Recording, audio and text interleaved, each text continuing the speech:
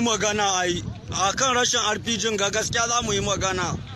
Bai kamata ana barin RPG wani za mu yi fita ba haka. Za mu yi requestion ai, za mu gaya mashi ai.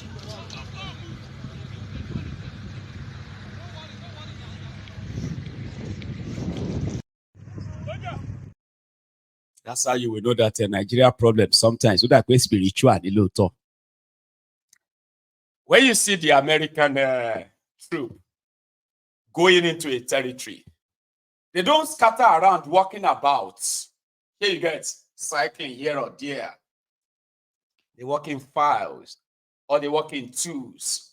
And you see that open space, you would have seen Americans, they have names for all this, their mine remover, mine detector. America won't want to lose any soldier because that field that you see there could actually be a minefield to some extent, right? Okay, somebody said, what if they have cleared it? I think they have cleared it. They cleared what? And when they cleared them, they now said everybody should just scatter and move. I am not a soldier. Martinelli is a soldier, was a soldier, or still a soldier. Ahmed is a soldier. If I happen to take calls this evening, they will help me and tell you that that formation, the whole thing, actually tells you all you need to know about Nigerian army and why. You will never win any war against the state-sponsored terrorists. Take a look again. And like these soldiers, they walk. Even you when they watch movie. And like these soldiers, they walk where they fight a terrorist.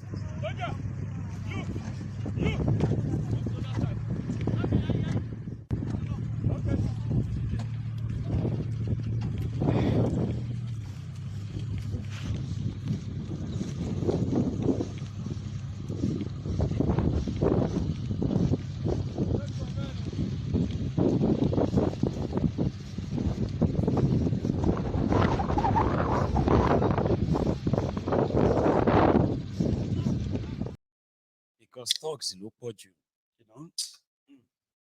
I'm talking about the soldiers and all that.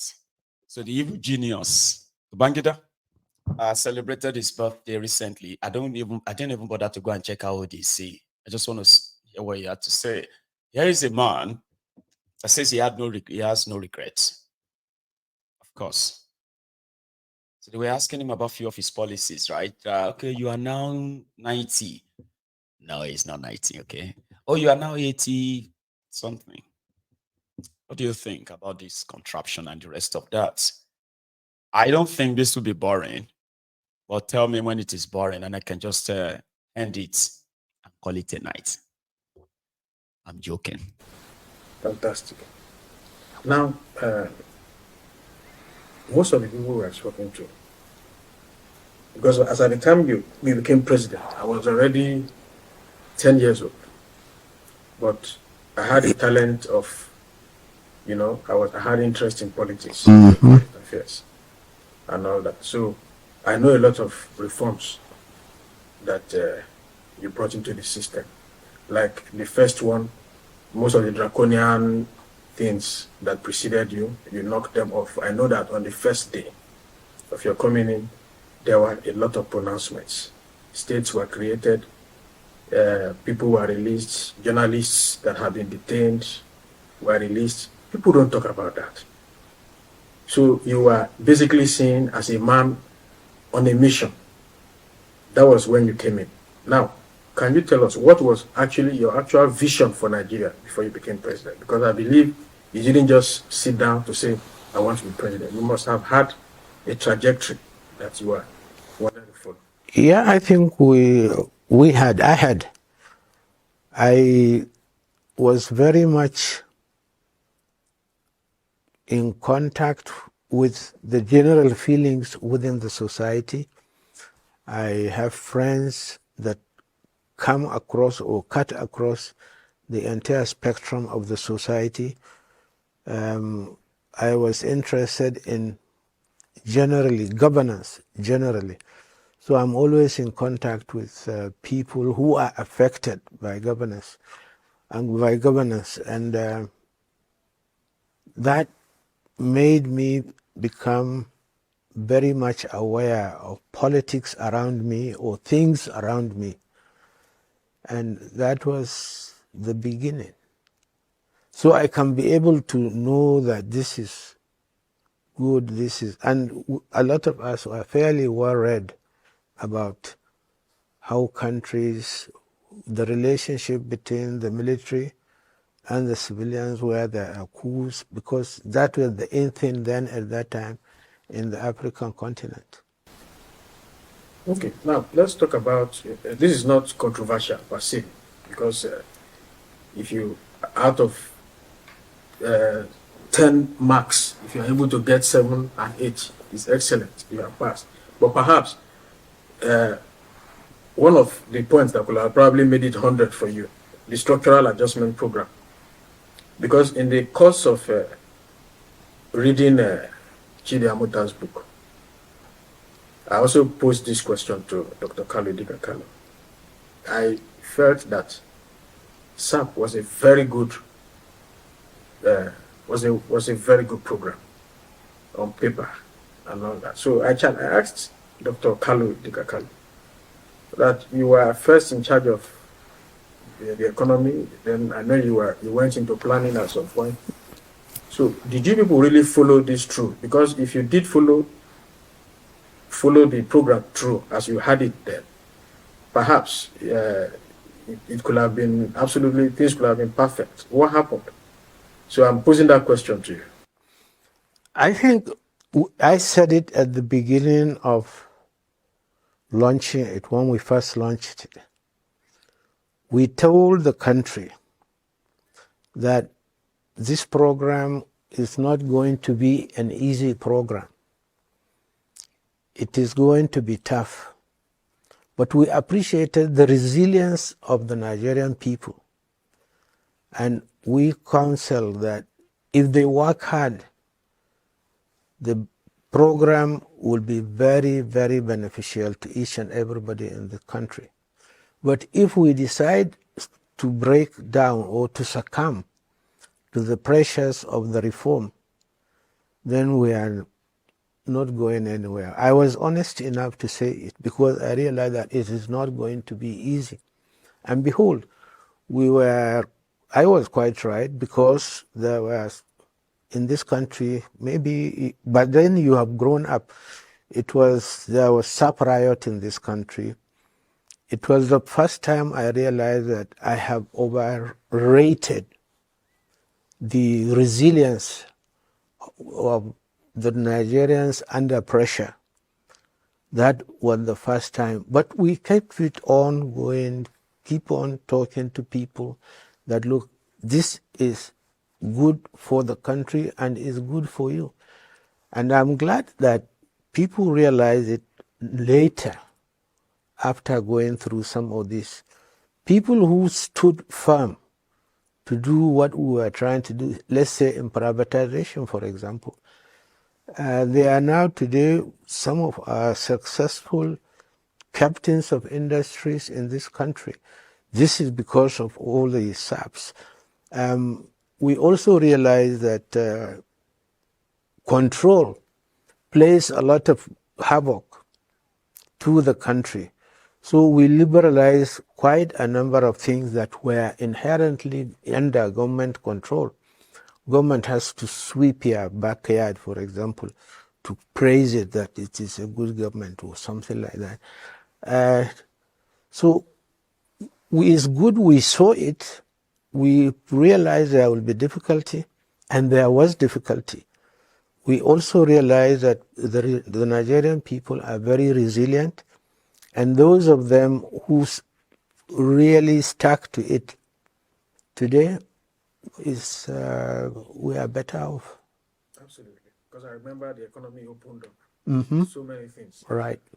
Listen, I know that some of the challenges then was all this borrowing. People didn't know that it's part of an economic policy. Absolutely. Mm-hmm. And all that. Okay, now, I know from some of your reforms, there's a man we are going to interview in Kano on Monday. His name is Dan Maraya. The man said he benefited from some of your economic. Mm-hmm. He's a billionaire. Of our greedy leaders. Oh, Tonja, where are you? This is the time you are supposed to strike so that you eliminate all of them, so that you have peace in our nation. We'll join them in one aeroplane so that it will crash land in the course of their adjournment. Furthermore, our security agents, i.e., Because that's the way I actually feel. But yeah, that's the evil genius they called him. Babangida, he's 83. But that one too should tell you something else. If you're already in your 50s, and you are supporting this contraption, but you don't get too much time left to, and you are not Babangida. See, he had all the money. He has all the money in this world. But that's how he is now, an old man. A soldier that now requires a wheelchair to move about. He's an old man. He said he's 83. Many Nigerians will never live to the ripe age of 70 because of the poor healthcare, poor security, poor infrastructure, poor economic opportunities, and so many other things, other factors that will never make them even live to the ripe age of 70. Many won't. So just think about that. If you are one of those who believe that Nigeria go work, and you are in your 50s and you are shutting down young people who are in their 20s, screaming out loud, screaming and screaming that no, you are ruining our future, you are mortgaging our future, this is unacceptable, this and that, and you are claiming they don't have respect, they don't have elders. Don't you have elders at home? Respect your elders, watch your mouth. You are mortgaging their future. They don't have much time left. If you continue this way, a lot of them will die young. A lot of them. Even yourself, you have not much time left anymore. I don't know how long they've told you Nigeria will go better, that you are trying to force it on us, to accept it. You are 60 years old, you are 70 years old, you are cursing young people online, and then telling them that you will curse them because they have no respect for lunatics like yourself who are posting on social media as elders, advising us to respect you. Take a look at Babangida. How long do you think you have left? How long do you think we have left? I'll let you listen to the concluding part because I intend to show you. Sit down there and keep watching, staring at his keep staring at him. Listen to what he had to say. A very, very big role player in what you are currently facing in that contraption today. Nigerians need to have closure on the matter. So he did a very good job. Let me let you in on what Chidi Amota said, some of the things he said. He gave insights into the several what-ifs. What could have happened? Where people are talking about annulment of June 12. What could have happened in June 12 had it not been annulled? So, but many people are so selfish to reason that way. So, but because this is a documentary, unlike what Araz is a program, it is passive, it has gone. This is a documentary that will stay. So let's attempt to give closure to Nigerians. What could have happened that day? Because everybody knows that Abiola was your friend. In fact, people, according to Chidi Amota, you wanted Abiola to become president. In fact, you were happy, you were so comfortable because you knew Abiola was going to defeat Tofa Abdulation. What do you have to say about all that, sir? Well, I think it's, like you rightly said, a lot has been said about June 12. And people perceive it on different platforms. But I think I kept on saying it's good that June 12 happened. When we put up what you in the media call that contraption called interim government, we all realized the problem and we decided to provide something to assuage the strong feelings of Nigerians about the election. But the call then was Nigerians are weary of elections. So the worst military dictatorship is better than this contraption called interim government. What we wanted to do then was to give Nigeria another chance within a short period of 6 months, an opportunity to go for another election so that a true winner of that election could be found. But we got harassed by everybody, those who know, those who don't know, enlightened and not so enlightened. Everybody has something to say on that thing based on his own perception. And I thought that would not have been good for a country like Nigeria. That is one. Secondly, I knew the feelings within the military establishment. And we wanted to hand over then a country or an armed forces that is not coup prone. We wanted to establish an excellent civil-military relation where a democratically elected government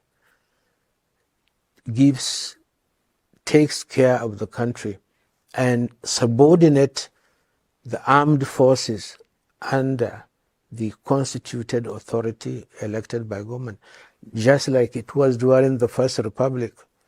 All these are what is working on our minds when we had that annual June 12. So I knew the feeling of the military at that time. And nobody can convince me then that another coup was imminent at that time. I had the information, I have the documents, I confronted some of the all. And I thought it's not fair again to plunge the country into another thing. We succeeded in carrying out a coup which was bloodless, and then we carry out another one which I think is going to be bloody and tribalistic. So that is, we are showing the discord of a very fragile Nigeria, a Nigeria that was not the dream of our founding fathers. And we had no alternative but to resist the pressure. Do it this way. Oh no, it's because of this. I had all sorts of things about this, but we were determined. We knew the country should be first. It's just the purpose is to save the country. And I'm glad we still have a nuisance, Lele. And I think that's what he's telling himself. Babangida is what the Yorubas describe as somebody who, don't Jeralaye. Babangida is considered as somebody who is rotting away while he is still alive. And they consider that as a karma for all his atrocities, as if that's enough. So he's got medical problems, okay, and he's got money to take care of it. So far, so good. He's living off you to stay alive, no matter what it is going to cost. He will continue to enjoy free medical care for the rest of his life, anywhere of his choice, of his own choosing, at your own expense, by the way, just so you know. Okay. So, yeah, that's me. I thought I was going to take us this evening, but I am spending the last evening with, some of my guys who came all the way from the US for the Yoruba Union Summit. So this is us back gradually, yeah. And then, tomorrow will be another day. So I want to say a big thank you to every one of you that's still pretty much turned up this evening. Thank you. We will continue this some other time. Thanks a lot. So I also have this to say a very big thank you to all of you who made it down to the Yoruba Union Summit this past weekend. Funke, Dagunduro Baba, Dagunduro Agbalagba Oye. That's what we call it in Ijebu. Dagunduro. Thank you so much, all, for coming. Our sister there too from Plymouth. In fact, our lady, right? Thank you so much also. We had Elder Kionla. I met Afar. They were calling him Afar. That's Elder Wahab. You remember that man, a Templar here? They're usually called to say he's from Isaleko. He knows Tifnumbu and all his tricks. He called them out and said, I live in East London. Oh, damn it, man. Did I forget that? Elder Wahab, he was there too. I had a great time, and I bet they did too. So thanks so much to all of you, to those I've mentioned, to those I've probably, for example, Sister Lola, you can hear me too. Bless you. I decided not to put all your second names for a reason, though, right? Because I know you mostly are watching, all of you. So this is me now saying hello, and then thanks so much for coming. That you are back home, safe and sound. Ajia, I bet you too. Thanks so much.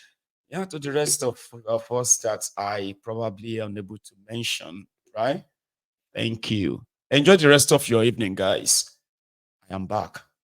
Now we are not going to be dealing with a catch-up. We will be dealing with what is going on. Enjoy the rest of your evening or night. I will see you again, right? Good night.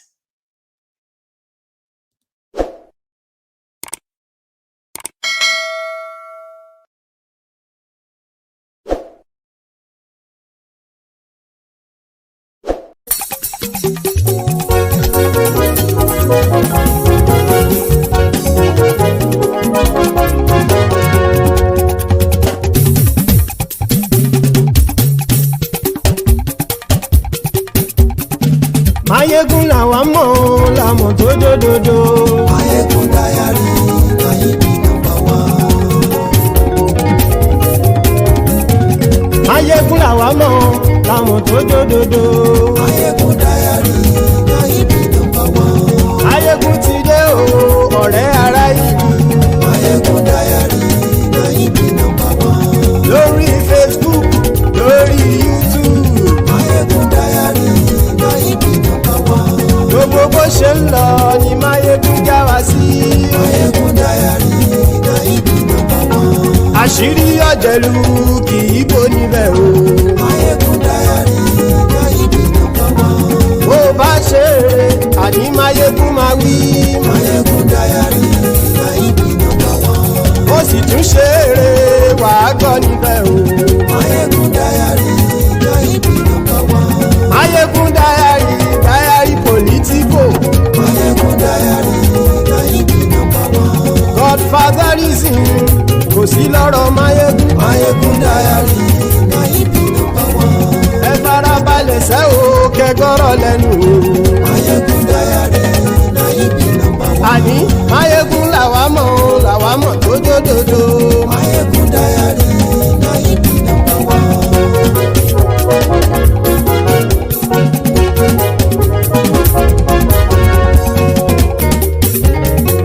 Àní ẹ̀sùn ràkì. Mayegun ti dé. Mayegun ti dé. Ọ̀jẹ̀lú ẹ̀sùn ràkì. Mayegun ti dé. Àní ẹ̀sùn ràkì. Mayegun ti dé. Lórí Facebook. Mayegun ti dé. Àní ẹ̀sùn ràkì. Mayegun ti dé. Lórí YouTube. Mayegun ti dé. Àní ẹ̀sùn ràkì. Mayegun ti dé. Bọ́ bàbá gbé wúrẹ́. Mayegun máa wí. Àní ẹ̀sùn ràkì. Mayegun ti dé. Ijó ìgbádìyẹ. Mayegun máa wí. Àní ẹ̀sùn ràkì. Mayegun ti dé.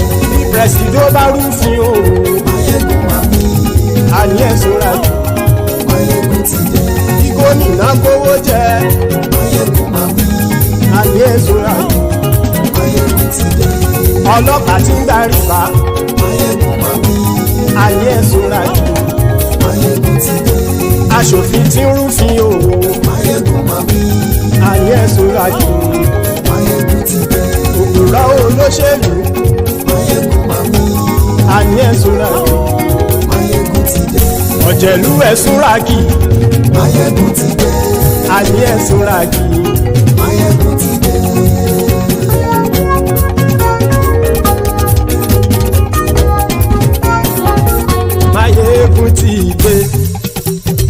ọ̀jẹ̀lú ẹ̀ súnra kì.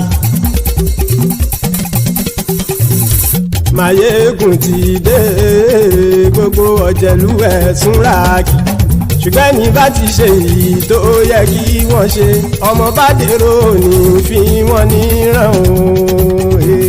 Máyégún ti dé gbogbo ọ̀jẹ̀lú ẹ̀ súnra kì.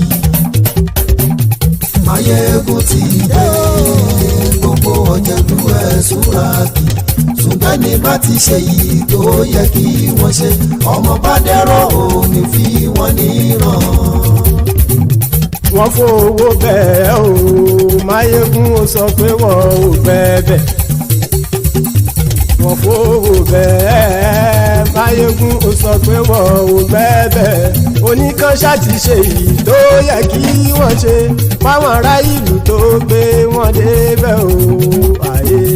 Máyégún ti dé gbogbo ọ̀jẹ̀lú ẹ̀ súnra kì. Máyégún ti dé gbogbo ọ̀jẹ̀lú ẹ̀ súnra kì. Ṣùgbọ́n ní bá ti ṣe yìí tó